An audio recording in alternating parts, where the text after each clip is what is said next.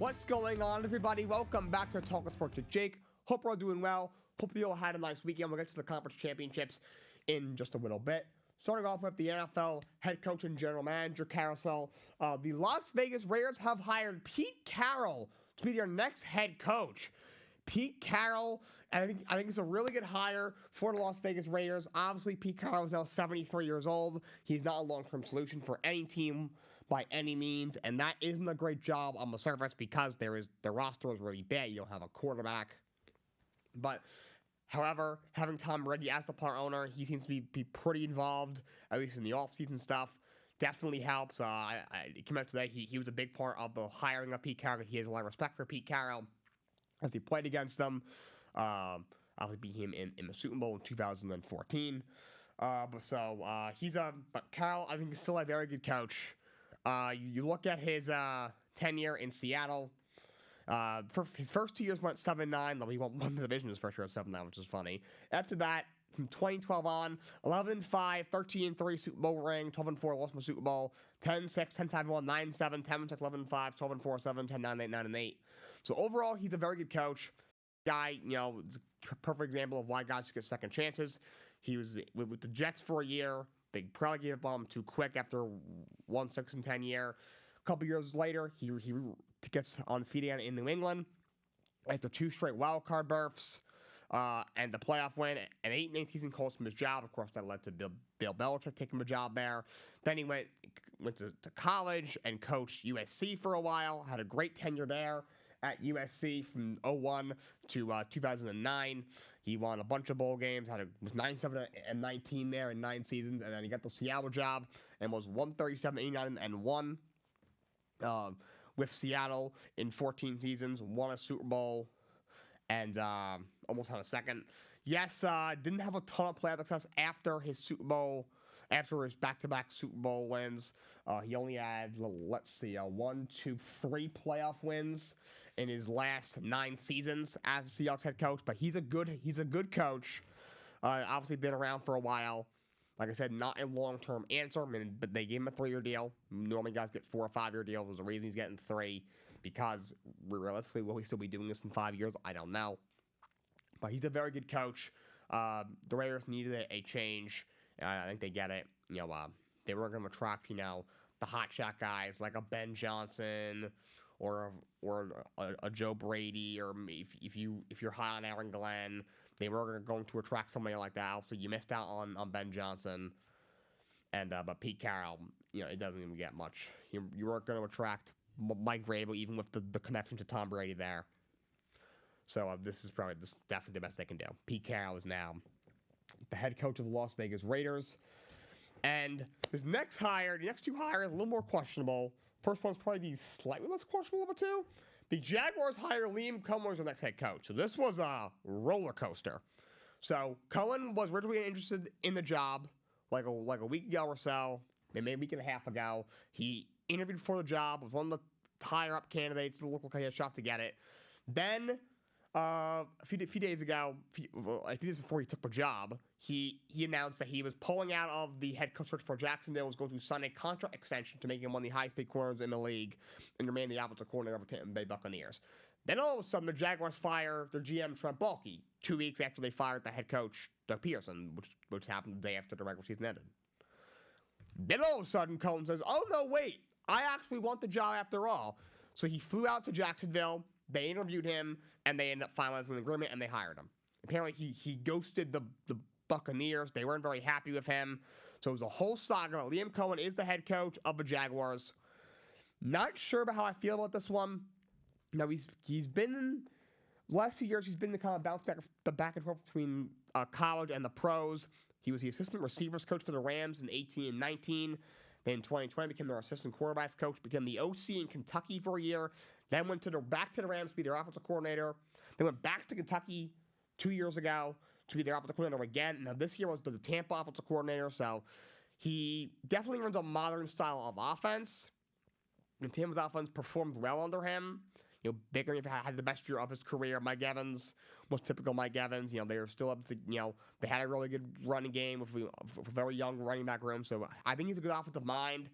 But just jumping back and forth from job to job, from being an assistant with the Rams, being a coordinator in Kentucky, then a coordinator with the Rams, and going back to Kentucky, then back to the Rams, then he jumped to Tampa, and then, he originally didn't want the Jacksonville job, but then when they made the GM change, he jumped back in, and the way he handled it doesn't seem like a very loyal guy.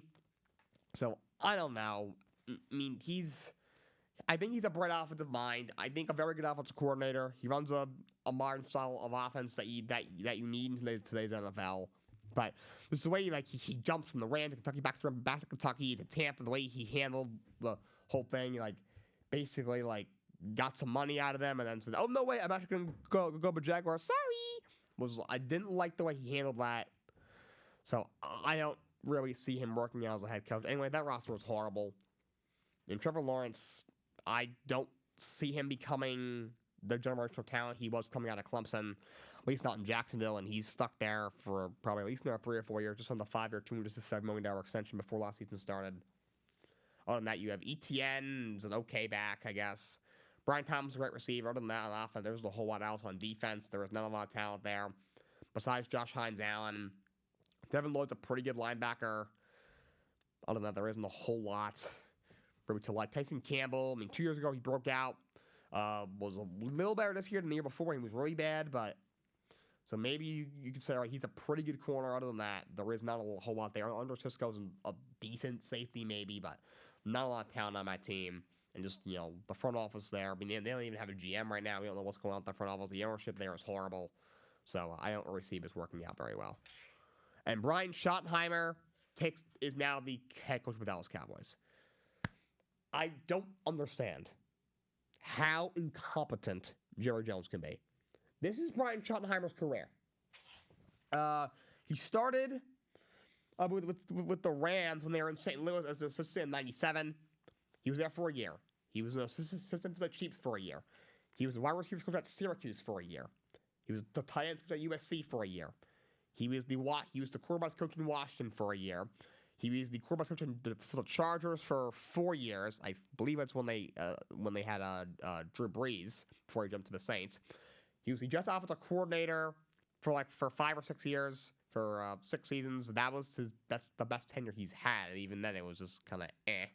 He was there for Mangini, into Rex, and then after that he was the Rams offensive coordinator for 3 years under Jeff Fisher. When Fisher got fired, of course he went with him. Then he was the OC for Georgia for a year. In 16 and 17, he was the OC for Indianapolis for 2 years. When Pagano got fired, he went with him. Then he was the OC in Seattle for 3 years under Carroll. That didn't go super well. Then he was the pass game coordinator for Jacksonville for a year. Then he was on Dallas' staff since 22 as a coaching analyst his first year. The last years he's been their OC. They even called plays for them, and I was the head coach. So let me get this straight. This guy has not called plays since 2020. His last year as an OC in Seattle. He was the pass game coordinator in 2021 with Jacksonville. He didn't call. He was just like on the coaching analyst. I don't really know what that means. He was on Dallas' staff in 2022. He didn't call the plays the last 2 years for Dallas. Mike McCarthy called the plays the last 2 years since Kellen Moore left. So this is a guy who has not ever been he has been a coach in the NFL or at the highest level of college for almost 30 years. He has never been a coordinator for more than 5 years. He has not called plays for anybody in 5 years. He has not called plays for your franchise ever. Under him, the offense has regressed significantly under your previous offensive coordinator, Kellen Moore, who is thriving in Philadelphia. His team is stacked, but still, he's doing better than Brian Schottenheimer is doing.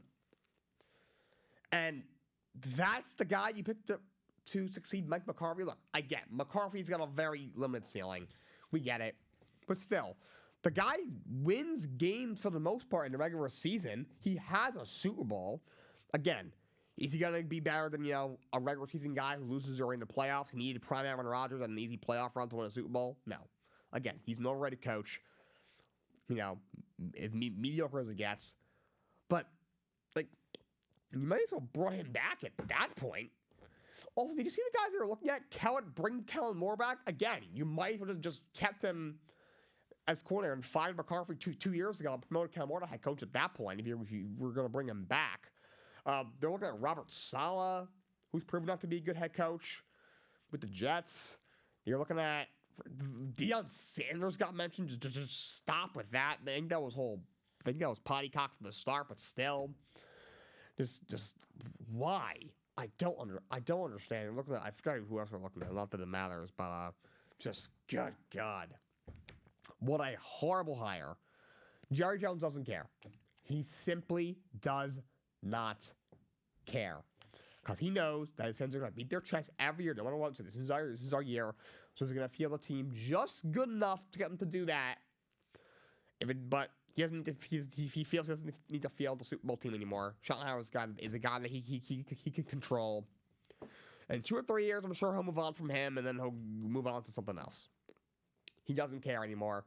Dude's going senile. He doesn't care. This is going to be a disaster. I don't know what's going on in Dallas, but we have a problem in Dallas for sure.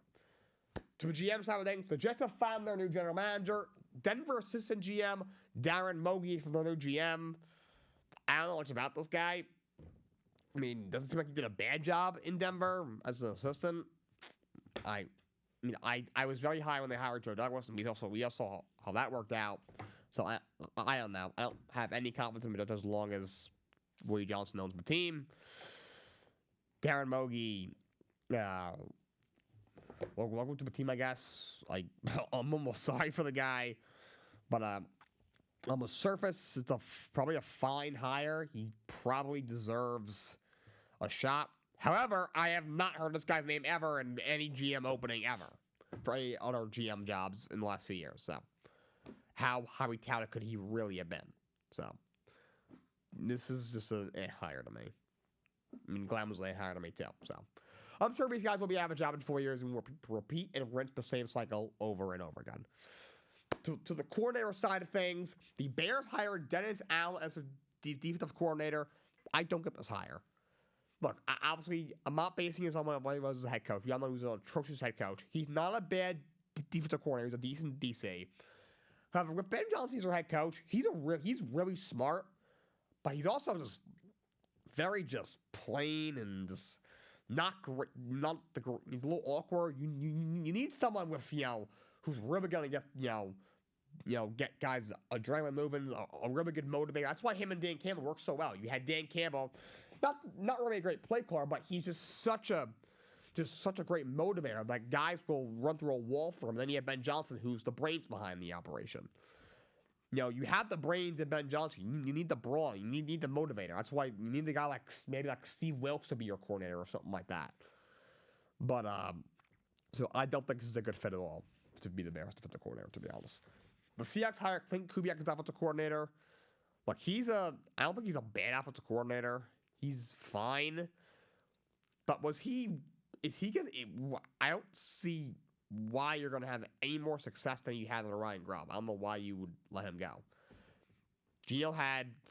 he did enough. The offense did really well despite, guys like Kenneth Walker missing games. I didn't get the point of firing him.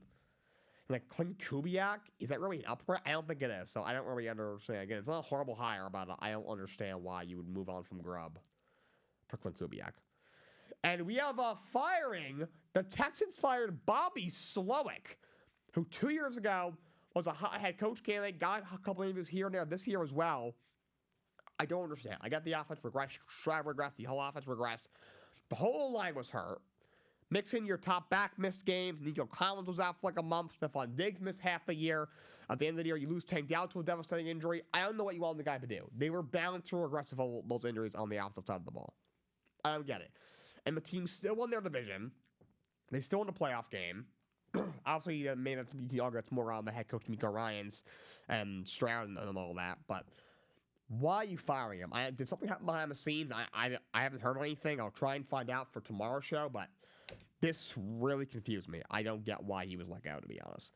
And the San Francisco 49ers brought back Robert Saleh after defensive coordinator. His second stint was there from 2017 to 2020 before he took the Jets head coach job. It fits like a glove. Most of the players that he coached on that defense are still there.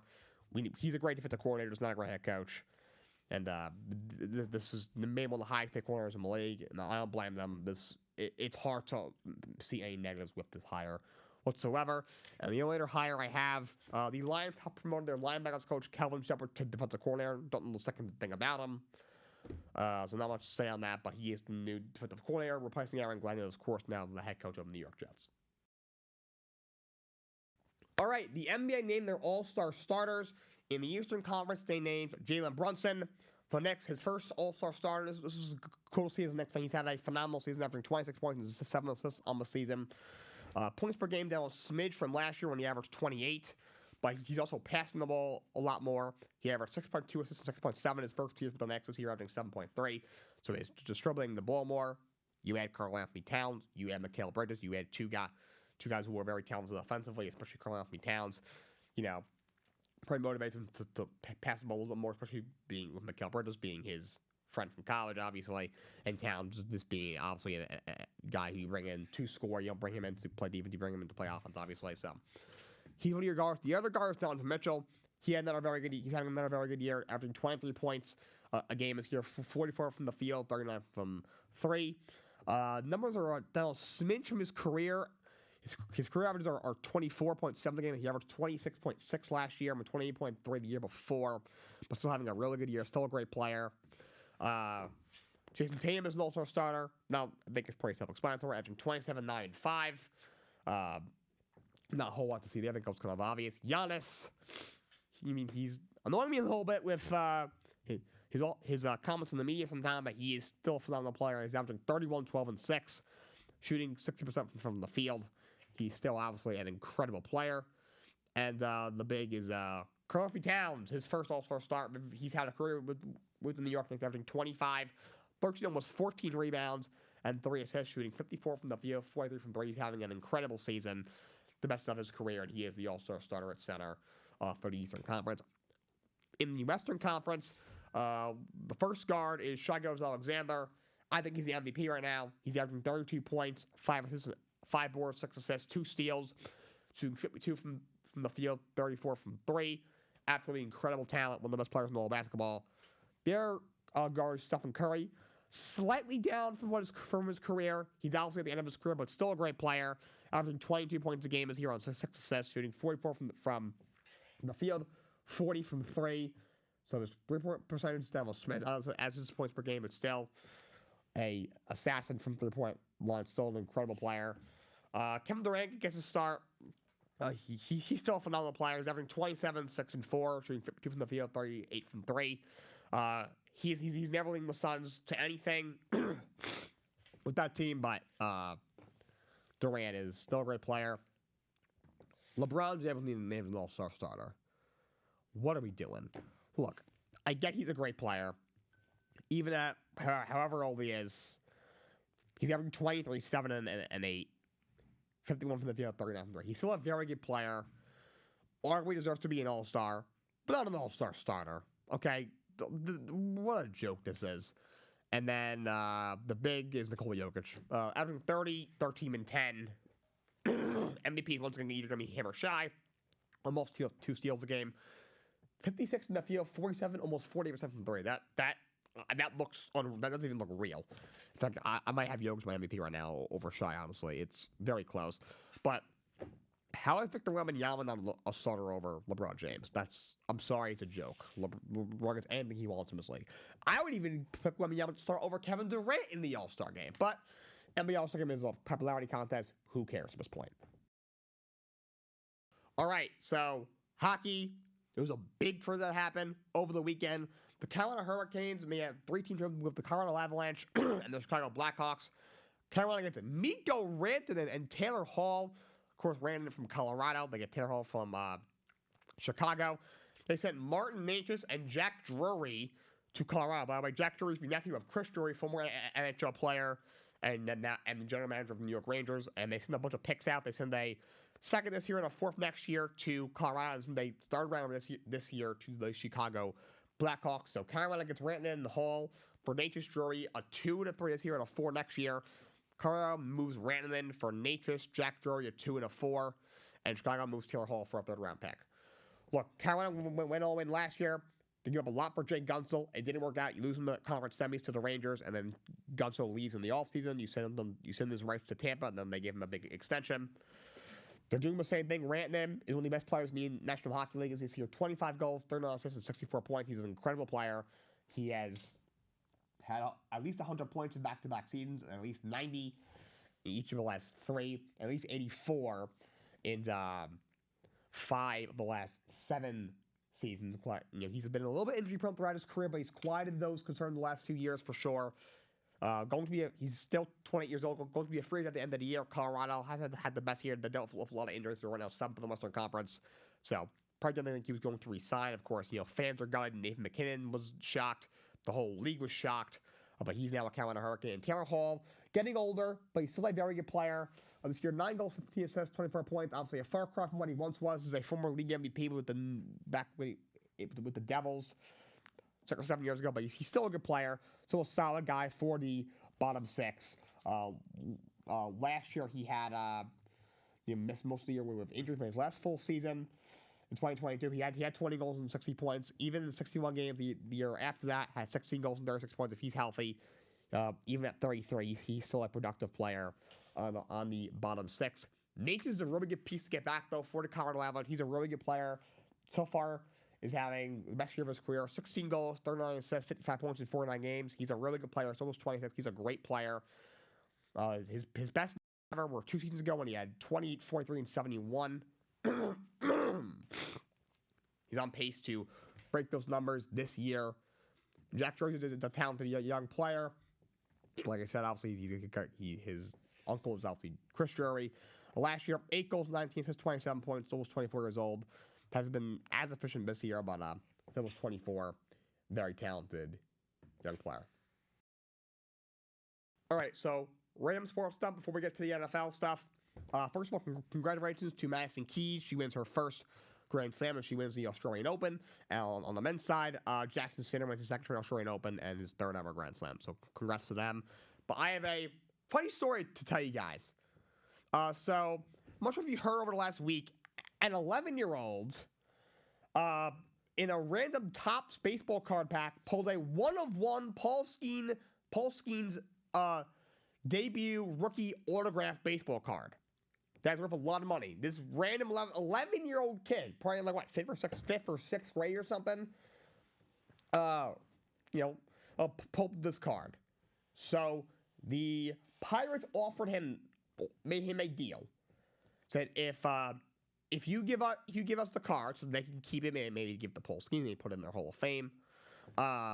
We'll give you 2 season tickets behind home plate for the next 30 years. They offered him a meet and greet with Paul Skeens himself, 2 autographed jerseys from Paul Skeens, a softball game for 30 at PNC Park, with coaching from actual Pirates alumni, and a private tour of the city and Luckham Park. I don't know what that is. Maybe it's special with the stadium. I've only been to the stadium once when I was like 12 years old, and more unique experience, whatever that means. And the kid said, "I'm good. I'm gonna sell this card online."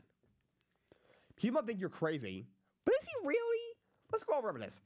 Season tickets to the Pirates for 30 years. Who wants to watch the 68-win Pirates with their $9 payoff for the next 30 years? Okay? Meet and greet with Paul Skeens. All right, cool. All right, that's very cool, but all right, what? You shake his hand, you take a picture of him, you talk for him for 5 minutes, and then it's over? You get 2 Paul Skeens autographed jerseys. I mean, that's really cool. He's a great player. It's autographed, which is awesome. Let's be honest. He's not going to be on the Pirates in 5 years. There's no way they're going to be able to afford to keep him when he hits the open market. He'll be in New York, LA, or Boston in 4 years. He has to hang with Pirates alumni. How many alumni do they really have that are still alive? Like maybe Andrew McCutcheon. Like all their legends were from the 50s. All of those guys are even alive. What alumni? Neil Walker. What? A private tour of their stadium. He can. Why can't he can go to the stadium if he wants. His dad will take him to the stadium, I'm sure, at some point. This car is worth at least $1 million, and you thought season tickets to the god-awful Pirates for 30 years. You get to meet Pulse. You get to meet a player who won't be on the team in a few years. You get to meet a bunch of the Pirates' former players from that golfer franchise, and you get to tour the stadium, which is a nice stadium. We'll say I was there when I was younger. It's a nice stadium.